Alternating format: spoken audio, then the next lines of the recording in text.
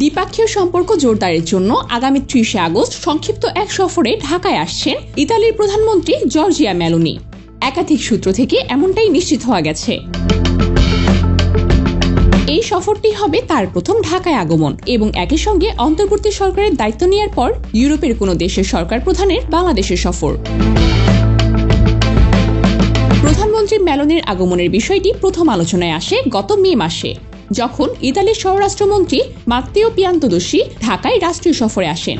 তার সঙ্গে সরকারের নীতি নির্ধারকদের বৈঠকে এই সফরের সম্ভাব্যতা ও যৌথ প্রস্তুতির বিষয়ে আলোচনা হয়। কূটনৈতিক পর্যায়ে উভয় পক্ষের সঙ্গে যোগাযোগের পর এটি চূড়ান্ত রূপ নেয়। সরকারের এক দায়িত্বশীল কর্মকর্তা জানান, এই সফর সংক্রান্ত সব ধরনের প্রস্তুতিকে নিয়ে কাজ চলছে। আগামী 30 আগস্ট তার ঢাকায় আসার কথা, তবে 31 আগস্ট প্রধান উপদেষ্টার সঙ্গে দ্বিপাক্ষীয় বৈঠকে বসবেন তিনি, এমনটাই আশা করা যায়।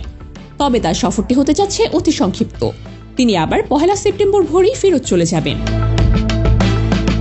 দ্বিপাক্ষীয় সফরে সম্ভাব্য আলোচনা বিষয়গুলো হলো, প্রতি বছরই বাংলাদেশের অভিবাসন প্রত্যাশীরা ইতালিতে যেতে আগ্রহী থাকেন, তবে নানান ভুলের কারণে ভিসা না পাওয়ার হার অনেক বেশি। আর ইতালির পক্ষ থেকে বরাবরই নিয়মিত ও নিরাপদ অভিবাসনকে নিয়ে আলোচনা করা হয়েছে, ফলে এই বিষয়টি নিয়ে তারা আবারও আলোচনা করবে বলে জানায় সংশ্লিষ্ট সূত্র। এছাড়া মানব পাচার রোধে করণীয় এবং বাণিজ্য ও বিনিয়োগ সংক্রান্ত আলোচনা হবে এখানে।